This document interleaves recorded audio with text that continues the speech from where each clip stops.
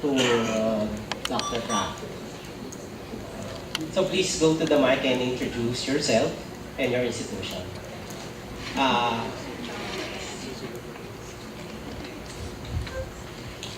Sir, good afternoon po. Grace Magalso from University of San Carlos, Cebu, Department of Political Science. My question po has something to do with the two pillars, specifically on political security and the pillar on the economic, sir.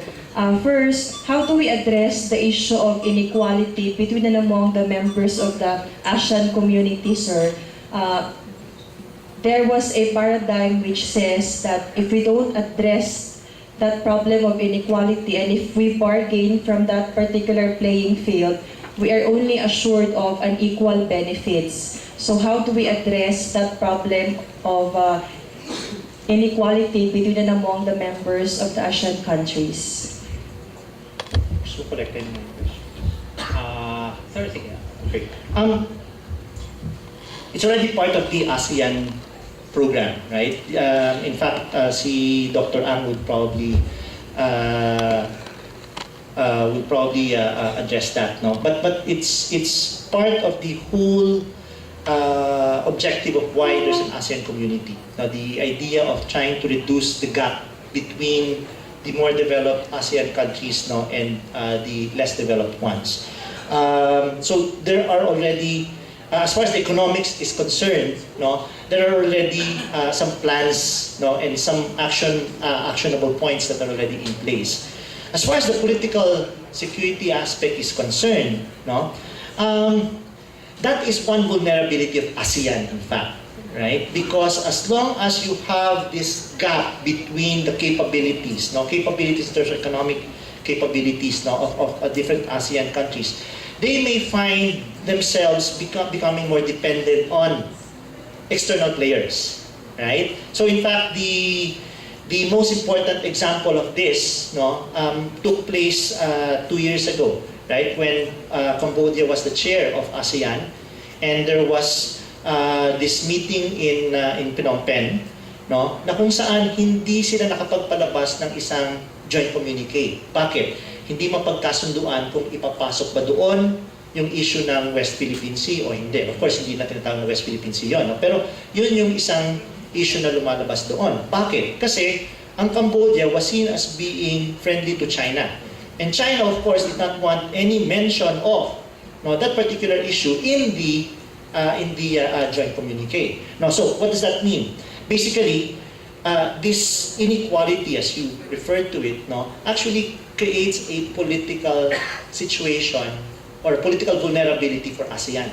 ASEAN is only strong and can have a voice internationally. But sinasabi natin kanina, yung idea of being able to play a role in the international arena. It can only do that if it's united, right? But if it's divided because some countries look towards some major power, no, as a partner much more than ASEAN, or value the relations with another country, no, much more than ASEAN, then ASEAN is very vulnerable in that way, right? So paano ang tanong mo is paano natin i-address yun? Well, I think something has been done already, no, as far as the issue of the joint communique was concerned, no. Kumbaga, Indonesia tried to intervene, no, and now I think there's more unanimity, no, in ASEAN declarations, no, and meetings, no. But of course, there's no guarantee that this will not recur in the future, right? As long as you have that gap, no, and meron kang mga alyansa kung saan-saan, then you can't guarantee that ASEAN will remain united in that sense. Thank you. Yes, sir. I think we could also, we can entertain one more question after this one. Sir, microphone, please. Dito po. Try to speak as loud as I can. Sir, we are, the proceedings are being recorded, sir. Yeah. Hi, good afternoon. I'm Joe Pada, retired from UP. I'd just like to add to the question posed by the lady on the development gap within ASEAN. The good thing is that the less developed countries are growing much faster than the more developed ASEAN member states. But the bad thing is that the distance between, say, Singapore and Myanmar is just so wide that the annual growth of Singapore, which is about 3,000 US dollars, is much higher than the annual per capita income of Myanmar, or some of the CLMV countries for that matter. So it will really take a substantial increase in the rate of growth of the less developed members of ASEAN for them to ever catch up. I did some calculations when I presented a paper in Beijing 2 years ago, and I think at the current rates of growth, it will take somewhere between 20 and 30 or 40 years, I think, before, at the current rates of growth, before the lower income countries can catch up with the higher income countries' average income. So medyo matagal-tagal. Medyo matagal-tagal. The good thing is that ASEAN is doing something about it. So I think that Dr. Alvin Ang will probably talk a little more about it. There are concessions given to the lesser developed ASEAN countries that will make it easier for them to get into the trading regime, and hopefully also stimulate development in this group of countries. So yan ang one. Okay. Bad and good thing about this the development gap within among the ASEAN member states. Thank you. Okay. Thank you. Thank you for your comments, sir. One last question. The lady in front.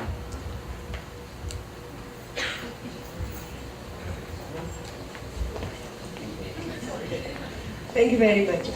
I'm Jade Aquino from Baguio City. Actually, I'm from NEDA Car.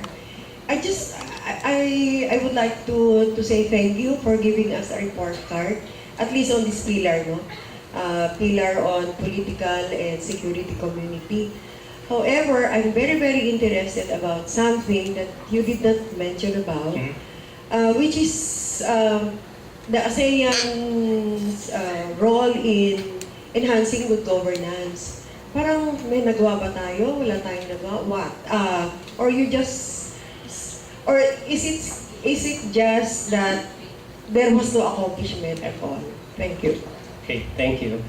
Thank you.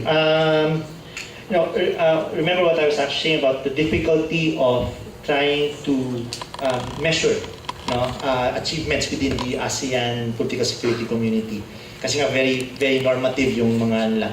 And pagdating sa good governance, one thing that ASEAN has actually been able to, or one of the things that ASEAN has imposed upon the membership, which happens or is implemented very selectively, is the idea that governments must go through some legal process in order to be able to be recognized within ASEAN, right? So, in other words, whenever there is a change in government which is not in consonance with their legal processes, no, like what happened in Thailand, for instance, no, there is potentially an issue as far as ASEAN is concerned. Okay? But like I said, it's something that is implemented by ASEAN only very selectively, right? It happened in Cambodia, with regards to Cambodia before, no? When there was a coup in Cambodia back in 1997, no? The membership of Cambodia was delayed by 1 year, right? Because of that particular development, right? So, in other words, I think the short answer to your question, nothing is happening as far as this particular aspiration is concerned. No? So may good governance sila, mayroong mga sinasabi kung ano dapat gawin as far as good governance is concerned, but there's nothing substantive as far as the achievements can be seen.